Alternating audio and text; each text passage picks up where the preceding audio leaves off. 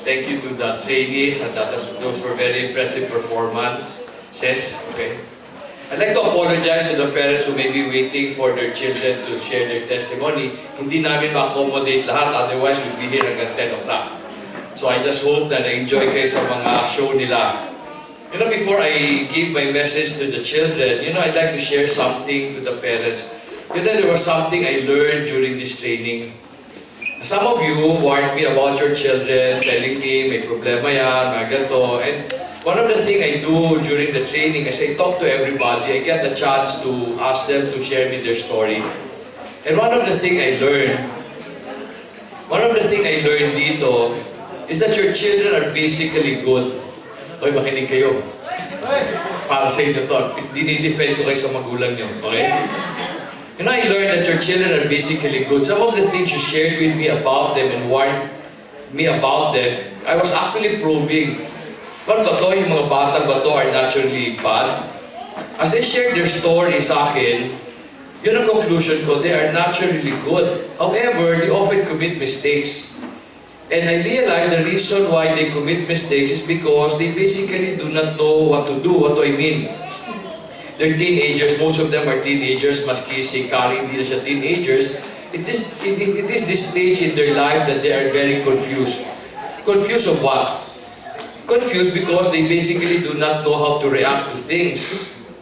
And often, ang reklamo nila sa akin is, most parents do not spend enough time with them explaining things to them. Sabi nila, some of them would say, when I ask, immediately my parent would assume that meron akong masamang intention. And they would say, I was just asking, I wanted to know how to respond. And the other thing that I learned in this training, karamihan ng problema ng mga bata, tatay. And that's true, that my children, they complain about me, okay? And I'd like to just encourage the fathers to, spend time with them. They always tell me, how come they don't listen? And I realized that the reason why they commit mistakes is because when they do not understand things, they basically do two things. They go to their friends and start imitating how their friends react. And often when that happens, nagagalit tayo. The other thing they do is they look at us and then they start to imitate us. And alam ko, some of you would say, anak, pwede ba? Don't imitate me, just follow what I say, don't imitate me.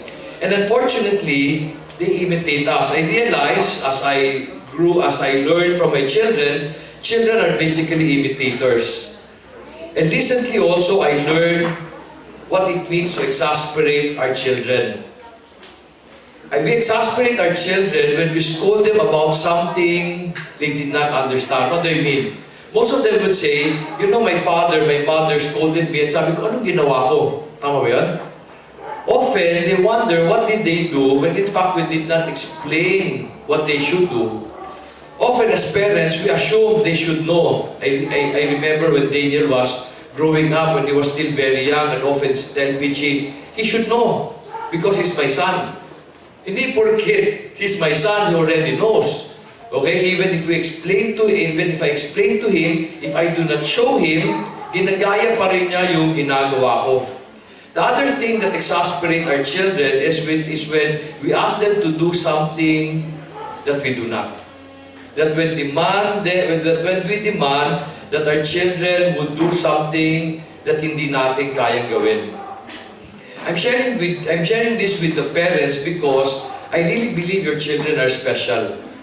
I really believe that honestly. Ako naniniwala na the people who come to Similia are chosen by God. You see, before Similia does not advertise, it's all word of mouth. And naniniwala ako yung dumadating doon, pinadala ni God. And I always believe in John 15:16. John 15:16 said, Jesus was saying, you did not choose me. I chose you. I chose you that you bear much fruit. And I really believe that is the destiny of these children. I'm sharing this with parents because I really want you to complete their training.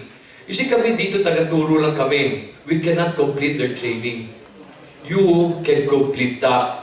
Here, we force them on certain habits, we explain certain things to them, but to complete their training, they will need you to complete it. And because of that, you will have to sit down and explain things to them.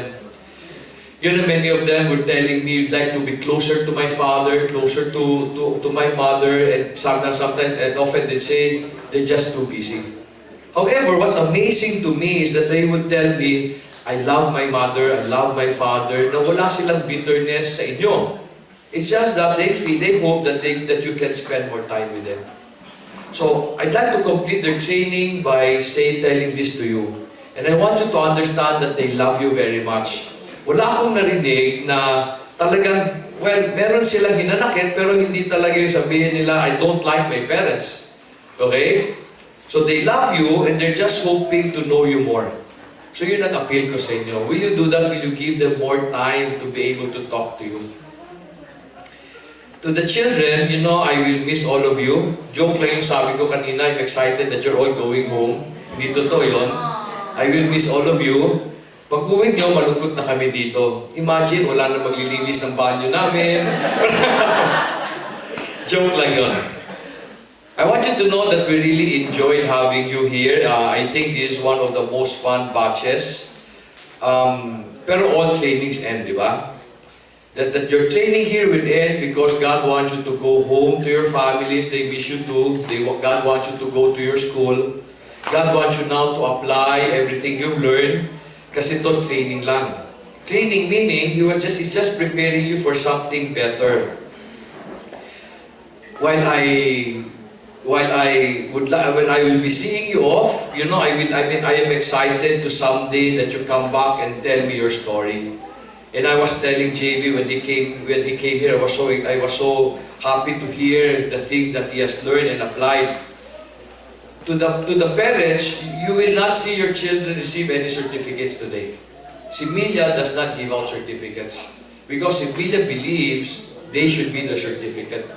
Walang silbi yung pwede namin ibigay sa inyo na certificate, ilalagay lang nyo sa pader nyo, or otherwise you'll keep in your cabinet.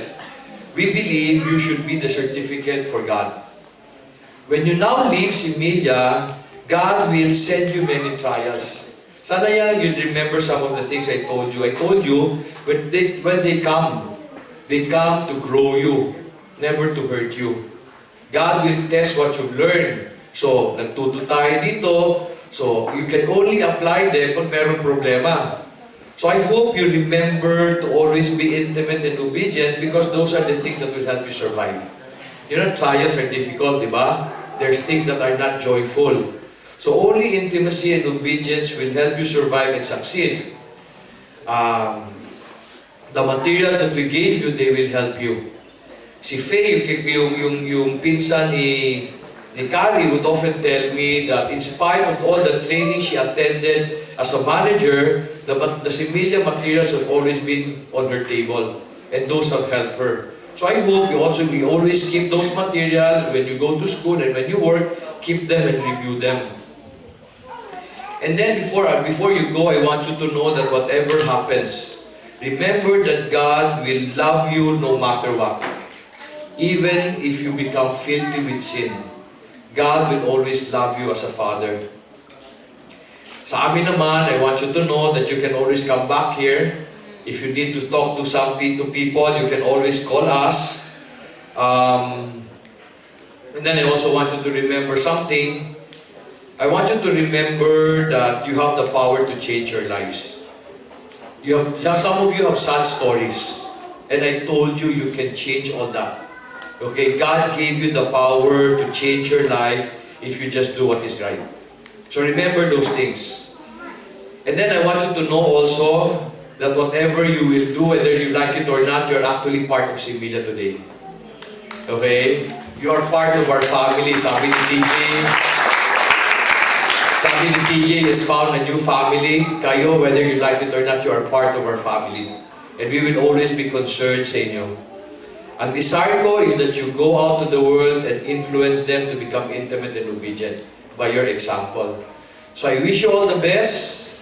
I wish that you will become everything God would like you to be. whatever life that would be the best for you. You can never make a plan better than God's plan.